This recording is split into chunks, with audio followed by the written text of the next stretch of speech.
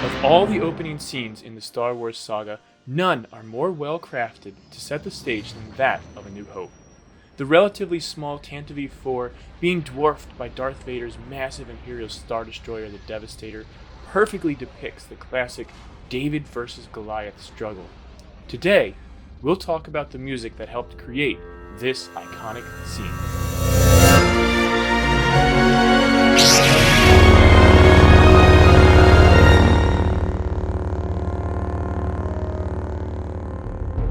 Do it. Now, this David and Goliath type imagery is what we call a rhetorical device, and more specifically, the use of a metaphor. It's something we'll talk a lot about on this channel. Filmmakers and other creative artists know how to effectively use these devices to help tell us as the audience what we need to know without explicitly telling us. So, it should come as no surprise that John Williams also leans on rhetorical devices to help set the stage in a mere 30 seconds for what will become one of the greatest franchises in film history. The trick and challenge of using metaphors, though, is that you need to reference and in some way use something that already exists and is familiar to a large enough population. Because of this, Williams has often been accused of stealing from other composers. In the case of this opening scene, that composer is Gustav Holst. Check out the similarities between the music of the opening scene and these excerpts from the opening movement to Holst's Opus 32.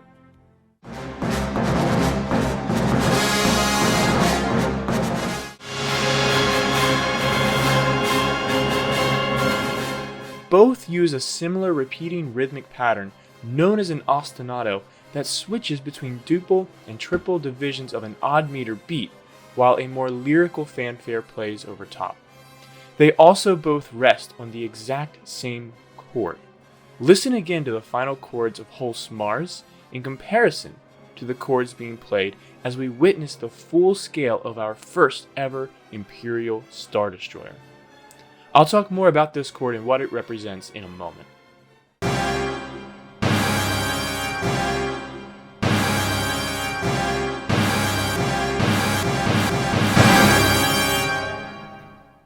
But since we can see and hear such a clear connection between these two pieces, it begs the question of why?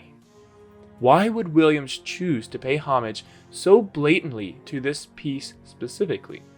The whole suite that this movement is from is titled The Planets. So from the very beginning, we see a relationship in titles between celestial bodies, planets, and stars. But if we look at the title of this specific movement, we see another clear connection. Mars, the bringer of war. Each of the planets in our solar system, after all, is named after a god or goddess from Roman mythology. Mars, the god of war, Jupiter, the king of the gods, Neptune, the god of the sea, and so on. This is why Holst composes something similar to a military march to depict our red neighbor, though. And now we see an even deeper connection. Williams didn't just choose a piece based on the way it sounded, but also because of what it already represented: space and war. It's the perfect metaphor for the entire saga. And at the apex of both pieces is this chord that we hear repeat over and over again. First, Holst and Williams are able to create tension simply by repeating the same chord continuously and in unexpected patterns. It's almost as if the record player begins to skip.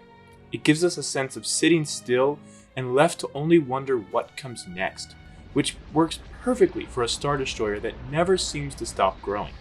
But more, the chord itself offers tension in its pitch relationship. Check this out. The chord A flat, D flat, and G over C essentially gives us two open fifths that are set only a half step apart. This dissonance creates a clash for sure, but it also creates a sense of what's known as a polytonality, or the sense of two simultaneous tonal centers.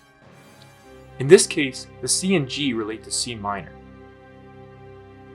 while D flat and A flat relate to a tonal center of D flat. This struggle between C and D flat can perfectly represent the struggle that now plays out between the rebels and the Empire, good and evil as well, both struggling for control. All of this is a perfect example of a quote by Russian composer Igor Stravinsky, when he said that a good composer does not imitate, he steals. Never minding the clear gender bias here, Stravinsky is simply stating that a good and skilled composer knows how to take ideas from other composers and turn them into their own piece that sounds uniquely like them. Today, more people can identify and recognize the music to the opening scene of A New Hope than to Holst's Mars, in almost any setting. The music immediately gets softer as we get our first glimpse inside the Tampa Bay Fort. This gives a sense that we are inside and away from the direct shooting momentarily. It also acts as a perfect way to make audible space for our favorite droids to have their first of many dialogues. So what do you think? Did Williams make this music his own? Does knowing the origin of this music and the metaphors behind it change the way you experience the opening scene? Tell me what you think, and let me know if I've missed anything in the chat below. And don't forget to like this video and subscribe to learn more about the music from a galaxy far, far away. And as always, may the be with you.